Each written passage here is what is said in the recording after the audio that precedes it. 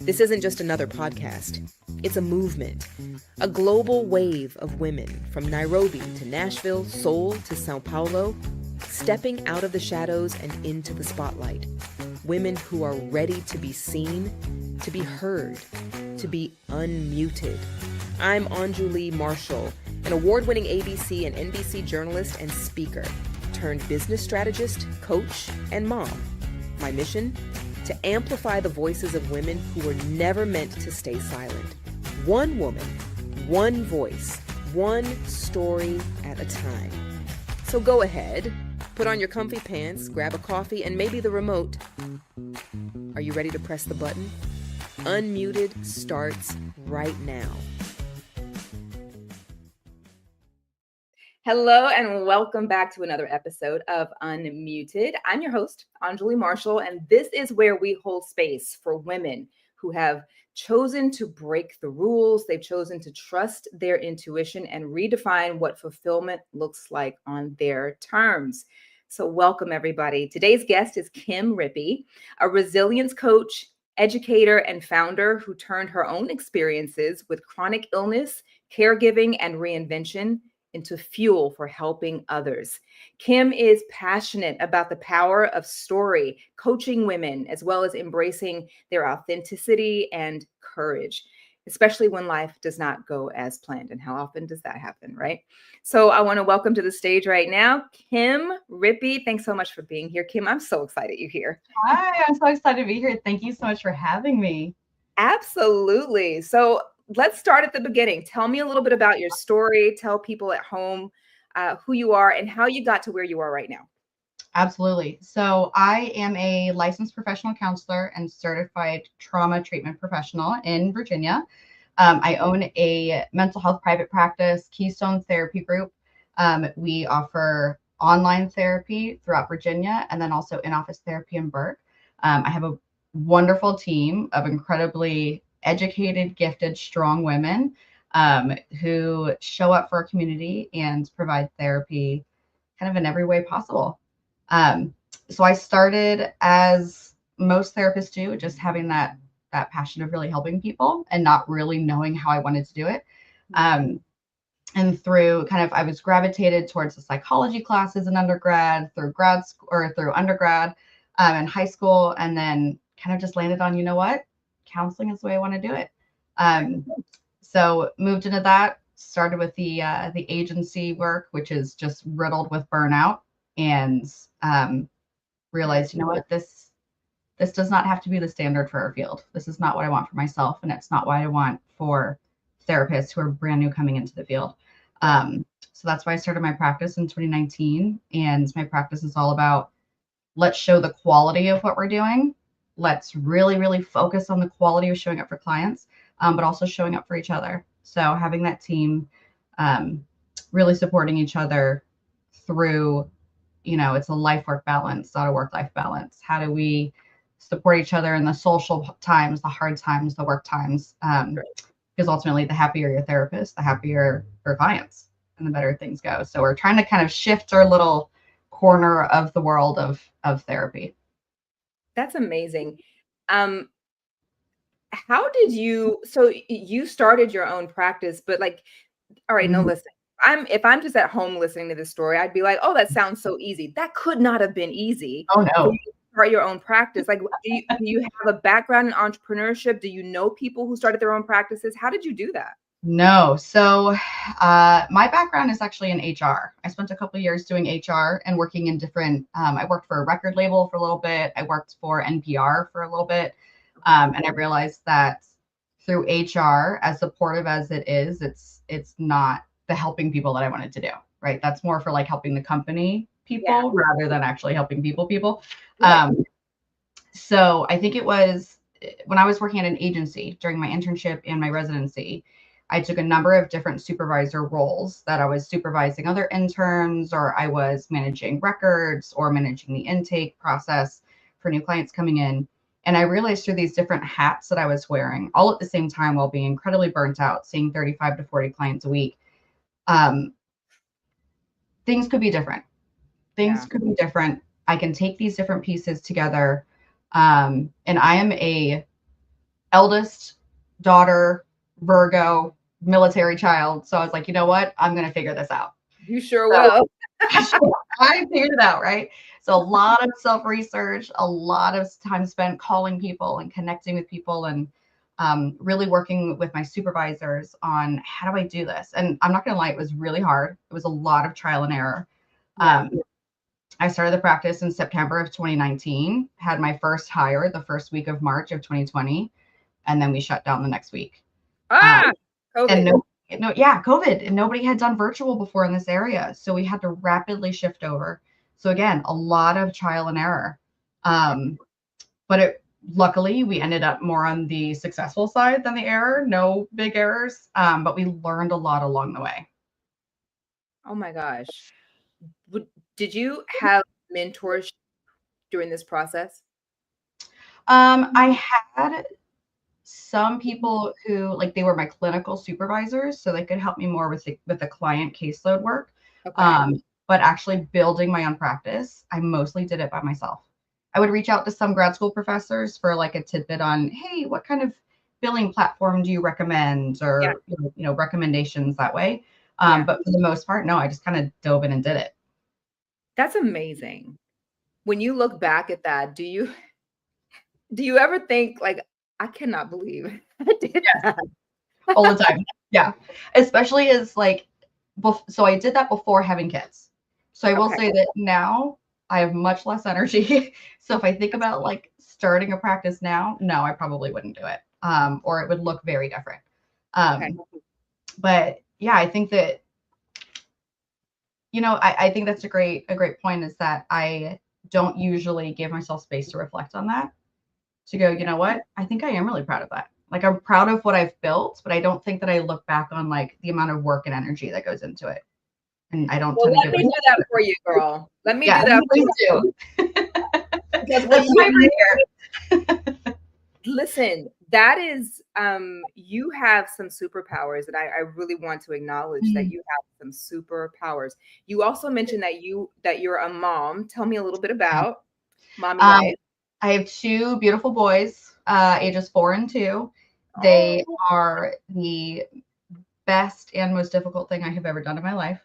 totally. I would open up another practice every year. And it still probably wouldn't compare to the amount of energy and, my soul that I pour into these children. Absolutely. Um, but nothing really gives back like, your kid hugging you, or my 4-year-old has started saying, I love you with all my heart before bed. So it's just, it's the sweetest, never ending gift. I love that so much. Yeah. And I love that your boys get to see mommy, a woman like this unstoppable force doing Mhm. what she does, honestly, just doing what she does. But at some point in life, they'll be able to measure like, Mhm. wow, she did a lot, and I had no Mhm. idea what was actually happening right in front of me. They don't have eyes for that right now. And so I Mhm. just, man, kudos to you. You are killing the Thank game, you. girl. You're really doing a great job, and I'm Oh gosh, thank you. so excited for you, and I'm excited for what's to come. But I want to understand too, you've talked about dealing with chronic illnesses, right?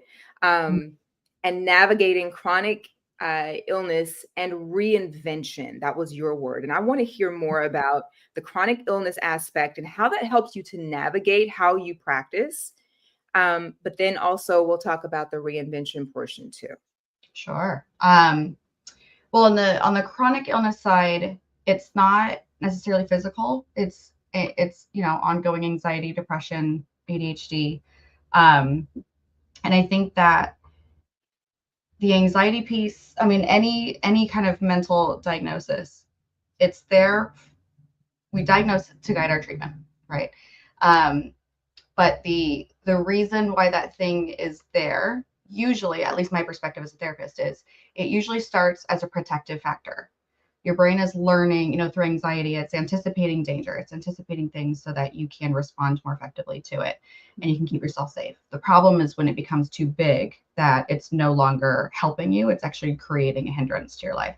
Okay. um, so with anxiety made me really driven, right? Made me terrified of failing. So I just kept on going.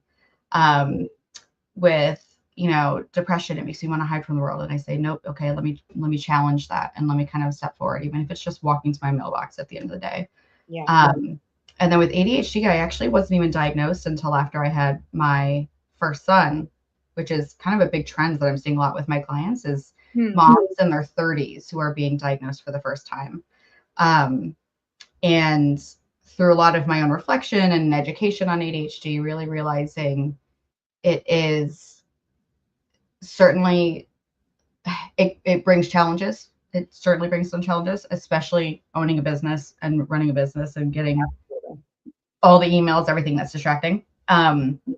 But there certainly are kind of superpowers that come with it, where I'm really good at switching things on the dime if I need to. I am really good at, again, diving into something. If I really need to figure it out, I'm going to be a little hyperfixated on it until I get it done.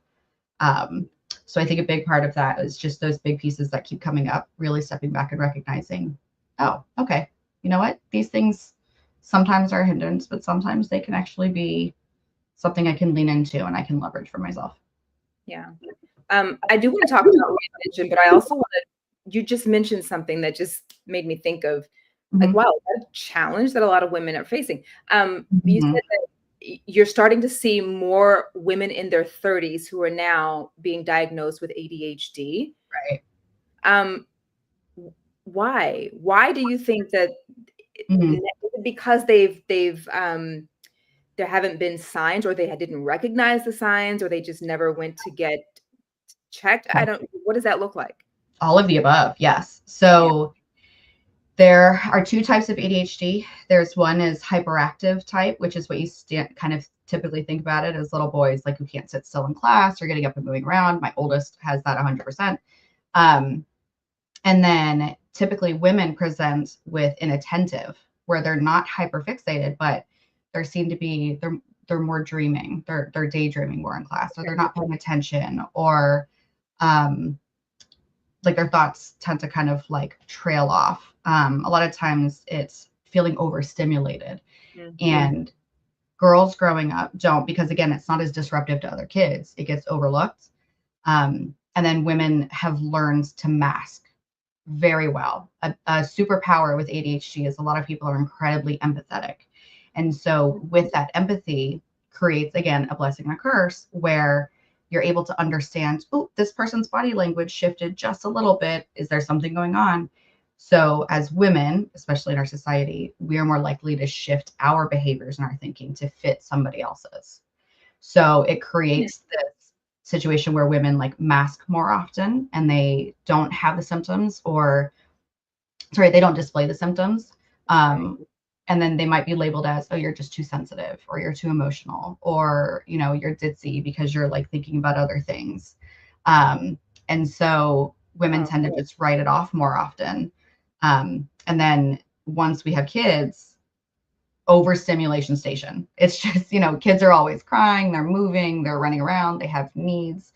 And women with ADHD tend to really struggle to meet their own needs, let alone the needs of others. So I've seen a number of my clients who I've even been seeing for a couple years. And then once they have the first kiddo, they start talking about this feeling of overstimulated. I can't keep up. I can't do enough. And we have to have a lot of frank and honest conversations about, is this postpartum anxiety? Could this be ADHD? And if yes, what's the process to get tested? Is it worth getting tested? Are you open to medication for help? How do we kind of treat it empirically? And kind of work through it that way. But that in their 30s, it does tend to be more eye-opening for women. Do you think that women sometimes choose not to get tested because of fear? Oh, sure. Yeah, there's a big stigma against it. And I think that I was a 90s kid, grew up in the 90s, born and raised. And so it's, ADHD was something that was just kind of being recognized with the hyperactive kiddos, which again, were mostly boys. And so it was viewed as disruptive or a problem. And the messaging is completely different for people who struggle with the inattentive side, the brain side, where it's much easier to dismiss. Unintentionally most times, but it is easier to dismiss.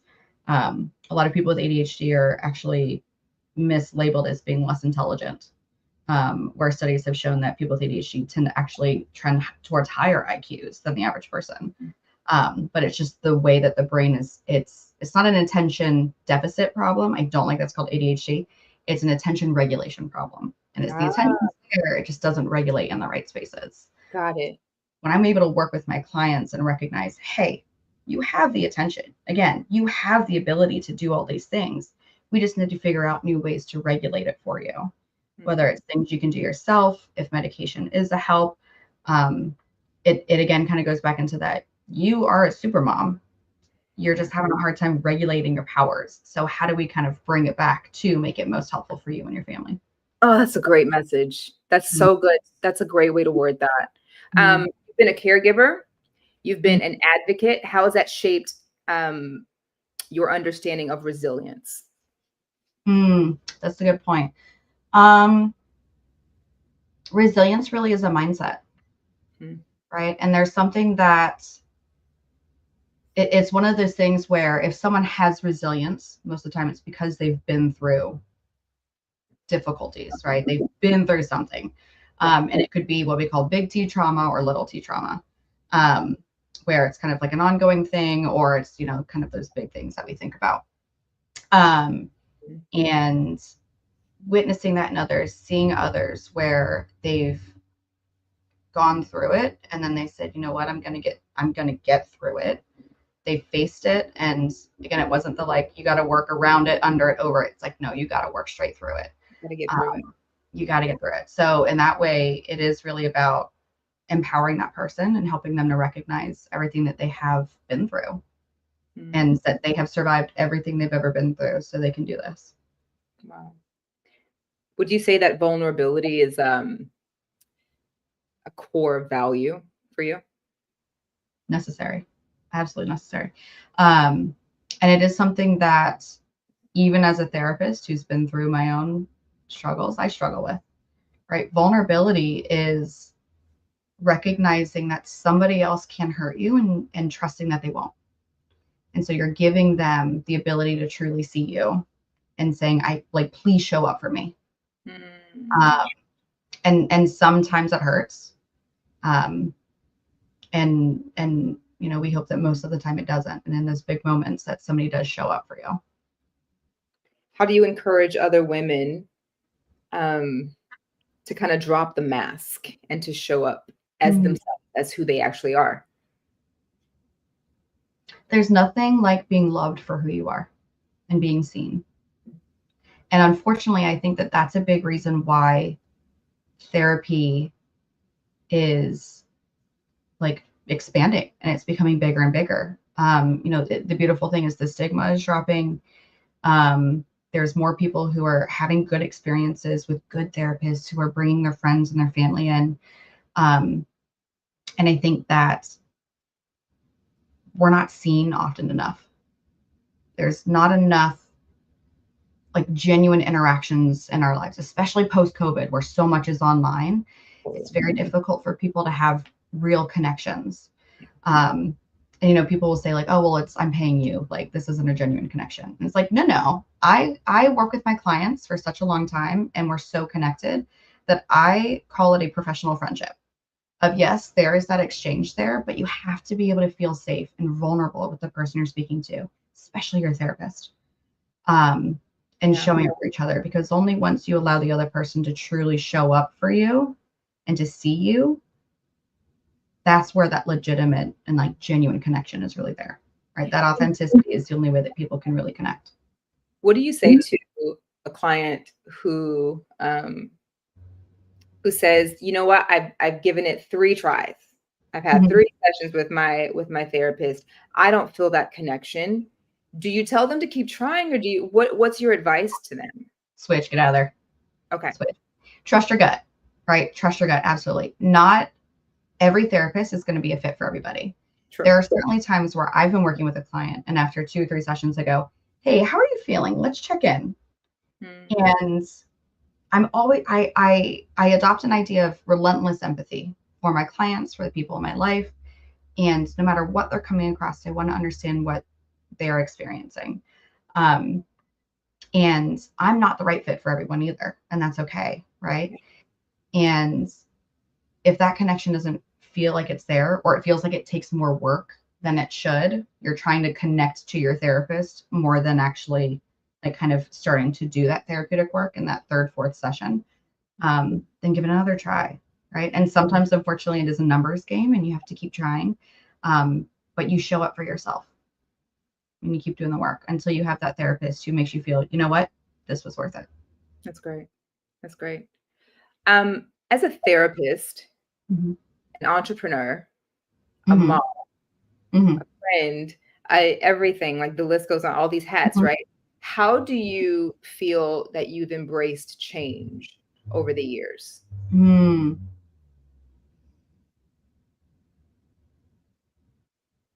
It's hard. I certainly still have trouble with it. Right. Humans are creatures of habit. Habit is safety. Habit is comfortable. Yeah. And I think that throughout a lot of work that I've done in the last year, work for myself is if I'm not willing to change, then things are going to stay the same. Right. I can't expect to have a big, thriving, beautiful practice that offers top tier, therapy and Michelin star therapy and Michelin star residency programs for new therapists if I'm not willing to change what I'm doing. And that doesn't mean that what I'm doing now doesn't work or that it's wrong. It just might not fit anymore. It got me to here, but it might need to shift for the next phase. That's great. And so it's the same with parenting, right? If I was parenting my 1-year-old, it's not the same thing I'm going to do when he's now 4. My kids are very different too. So if I'm not willing to change from, which I think a lot of parents experience, right? If I show up for my oldest the same way that I'm showing up for my youngest, it's not going to work. It's not going to be effective. Yeah. So I think change is even person to person, situation to situation, change is imperative.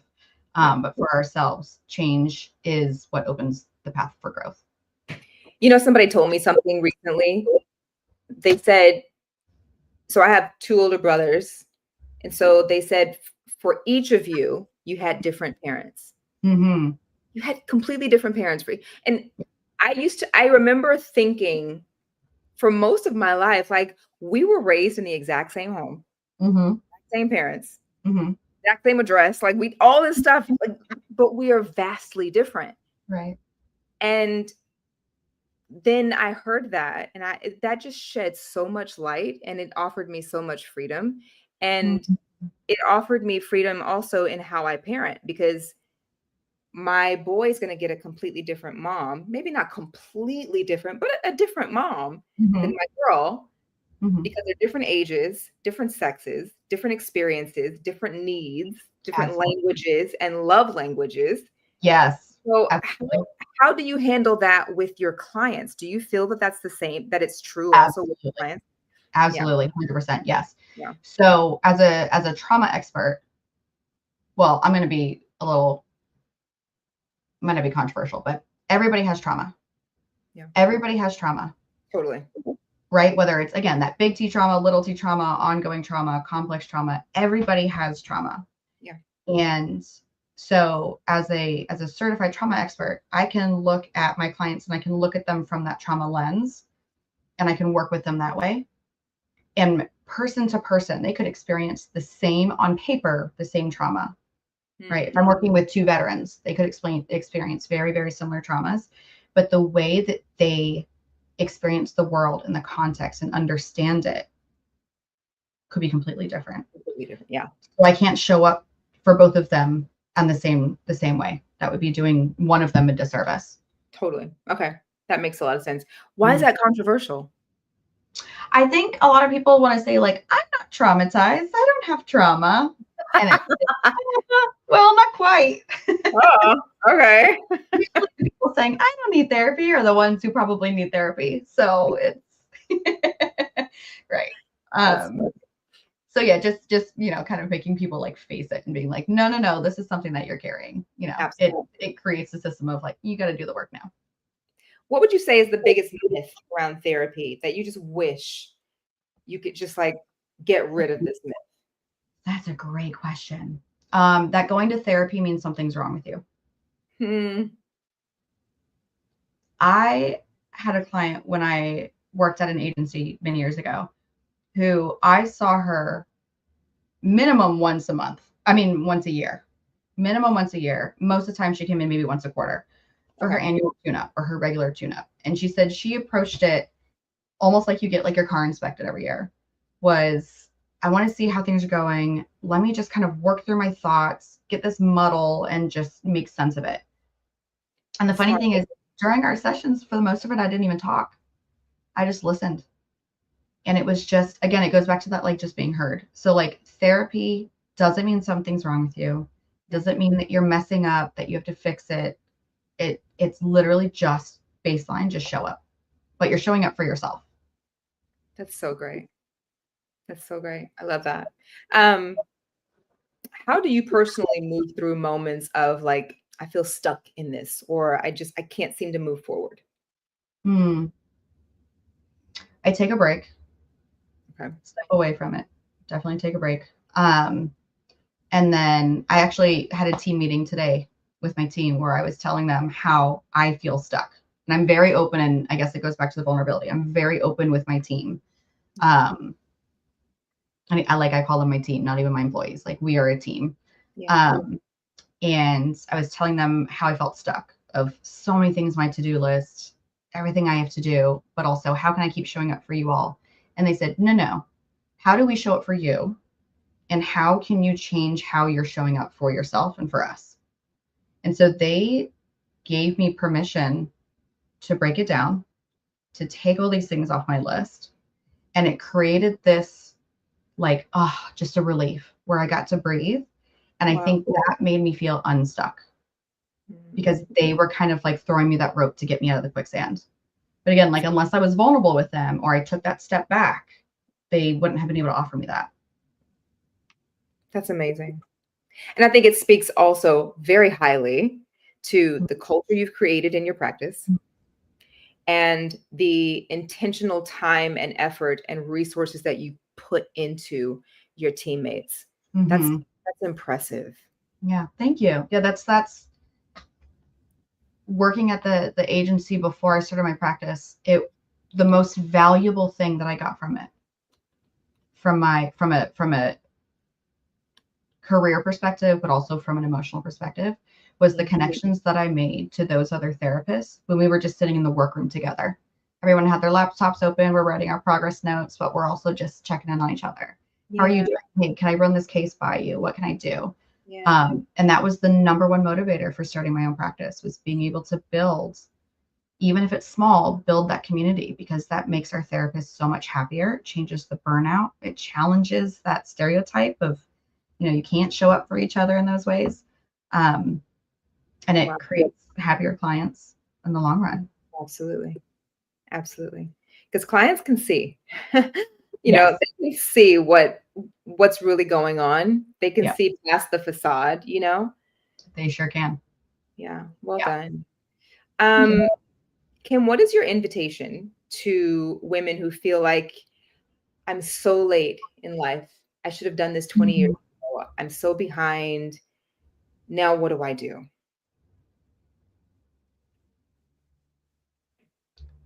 I'm going to sound like a commercial, but just do it.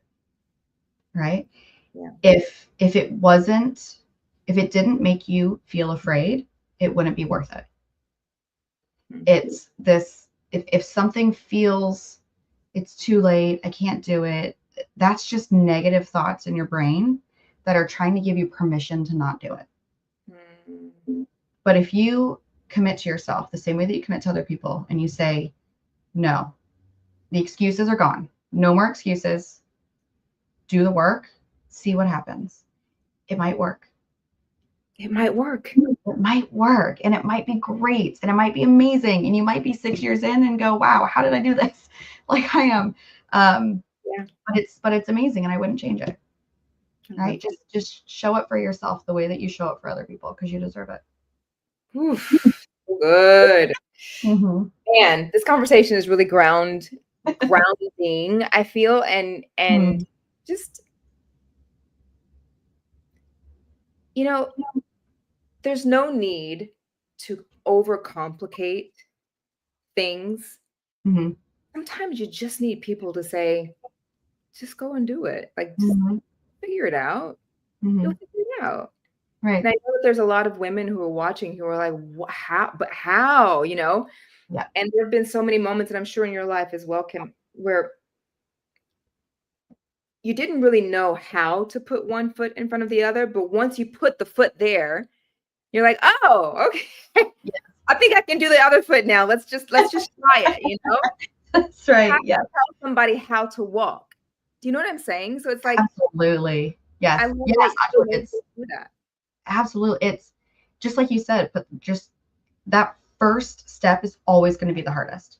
Yeah. Because, like, from my perspective and my experience, this taking the step wasn't the hard part.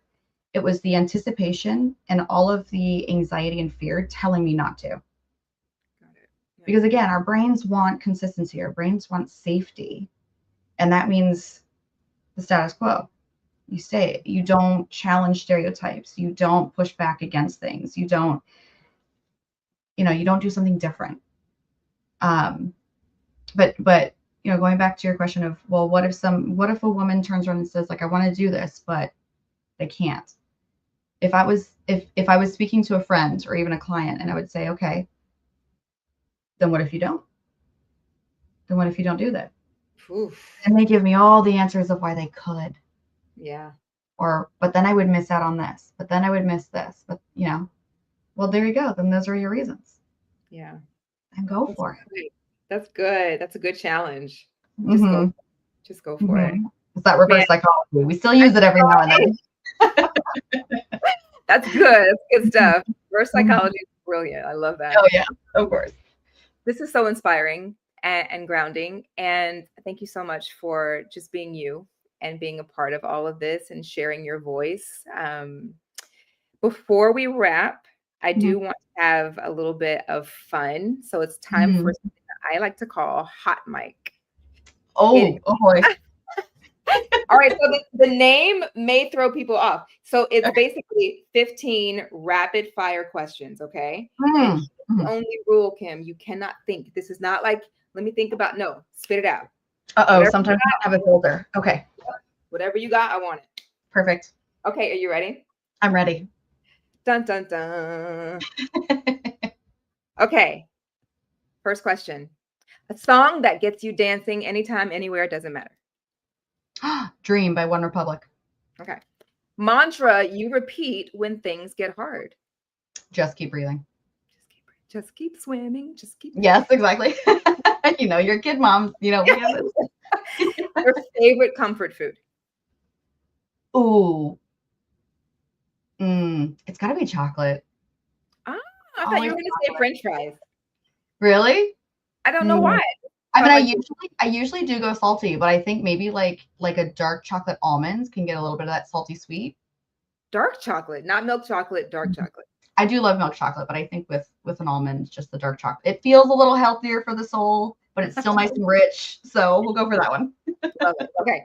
A book that you gift the most. Ooh. That's a great question. Recently, maybe a couple years ago, my mom actually recommended this book to me, and I've been recommending it everywhere. The Measure.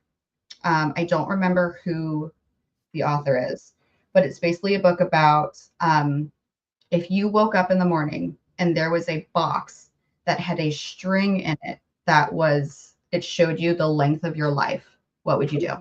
Would you look Ooh, in the box? Would you not look in the box? How would it change your relationships with other people?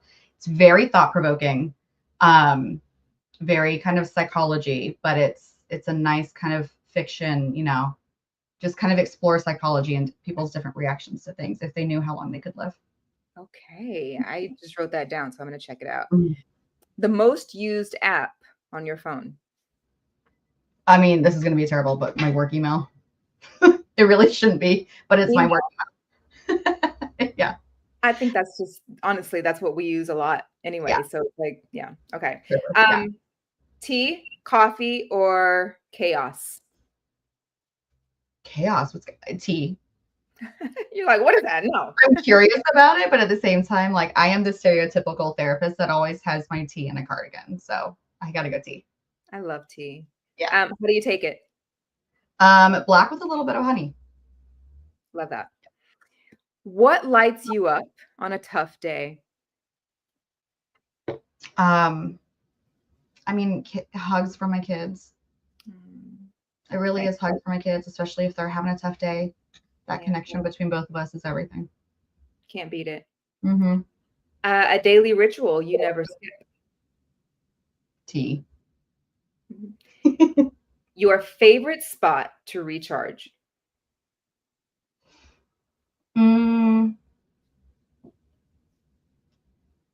Honestly, probably my bed. And it's not just for sleep, but like I love granny habits of crocheting and reading books. And so if I can just go snuggle up in bed and crochet, like that's a great way to refuel. Yep. That sounds very refreshing. If your story had a title, what would it be? Ooh.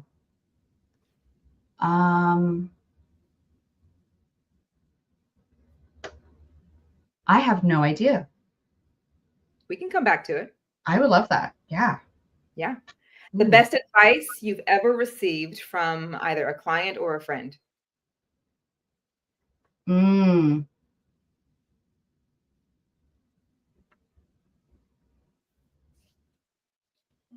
think it's one that I tell my clients all the time. Trust yourself. Yeah. Trust yourself. Trust your gut.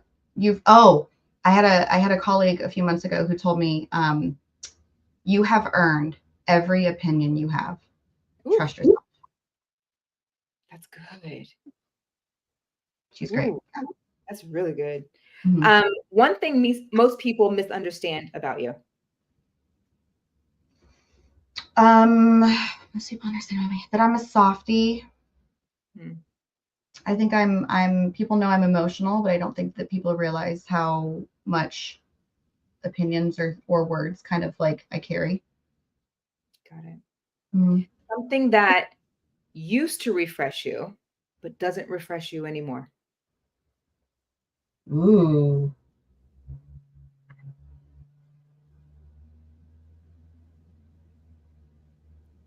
I'm stalling out. I know this is supposed to be quick. It's like, this isn't but maybe walking the dogs. Doesn't refresh you anymore. No, it's so hot. I'm in Northern Virginia. It's like 96 and 1,000% humidity today. Yeah. It's also, I think truly, I don't give myself time to slow down enough. So my brain is going, like, even on the walks, I'm going, I have this email, I have this call, I need to do this, I need this. So it feels like it's actually more stressful. I can relate. But that's a me problem. I got to work on that. I can relate to that. One thing that, I already said that one. Okay. If you could have lunch with anyone, dead or alive, who would it be? Ooh. I think right now it would be Sue Johnson. She was a therapist she only passed away a couple years ago. She created the EFT, emotionally focused therapy model. She's Canadian. And I'm working on my certification for that. And just all the trainings I'm doing are her, and just the way her brain works is just beautiful. And I wish that I could just have a conversation with her. So right now it'd be Sue Johnson, Dr. Sue Johnson. That's amazing. Favorite way to practice self-care? Reading, crocheting, sleeping. Yeah, I'm an introvert. I gotta have my little granny hobbies. It's okay. That's great. What is a hidden superpower that nobody knows you actually have? Ooh, nobody knows.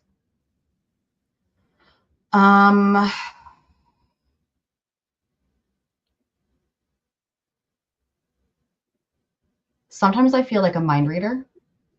And this is kind of a thing that people with ADHD tend to have, is our brains move so quick. We can usually interpret things before somebody says it or thinks it or does it. But it's even with my kids. You know, my 2-year-old will look up at me and I'm like, did you want a yogurt? And he's like, yeah. Okay, good. just, I don't know. I feel like I'm so attuned to people sometimes that it's like, wow, maybe I do have my everything. You're like, you do want a yoga. Yeah, exactly. And here it is. You're a Jedi. Yes. Yep. Right. What is one small, quiet victory that you can celebrate this week? Coming here. Aww. It really is coming here. This has been such an exciting, nervous. I mean, I have nervous hives, but like it's like this, this is my first podcast. I was like so honored that you like reached out, and it's like Wow. this is it has been such a challenge for me to work towards it. But again, if it didn't make me nervous, then it wouldn't be worth it. So I think having this time with you has been already just like so rewarding, but also you're forcing me to think about some things that I haven't given myself space to think about. So thank you. I appreciate it. It's my pleasure. You did not tell how you were going to celebrate it. Oh gosh, you're right. Well, I'm gonna go pick up my kids in about 20 minutes. Okay. And so I don't know, maybe yeah, ice cream. Yeah. I think that's Yay! Get the cone, Kim. Get the cone. Yeah. Chocolate dips, all of it. Yeah. Good. All right, last question. Something that you hope your future self will thank you for. Showing up for the ice cream cone. Yeah, beside the ice cream cone. Yeah. I think it's showing up for myself. That's great. The way that I show up for others. I think I need to take my own advice and,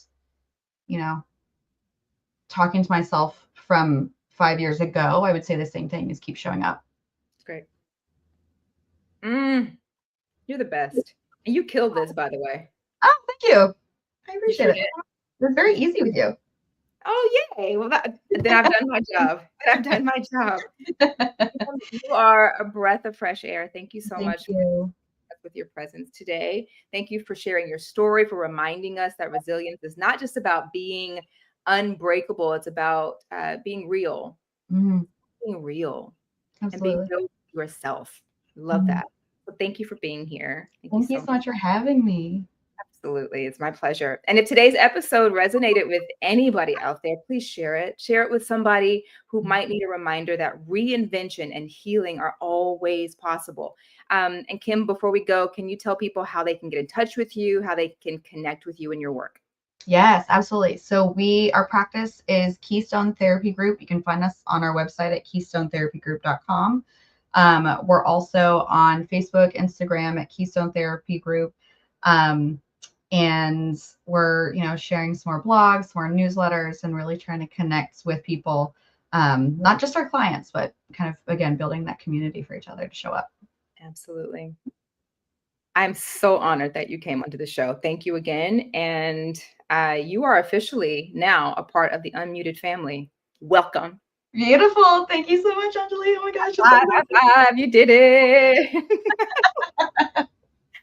And guys, thank you so much for joining us. Man, this has been so amazing. And I hope that you felt as inspired as I have felt with Kim being here. And until next time, thanks for being on Unmuted, Kim, and we'll see you next time.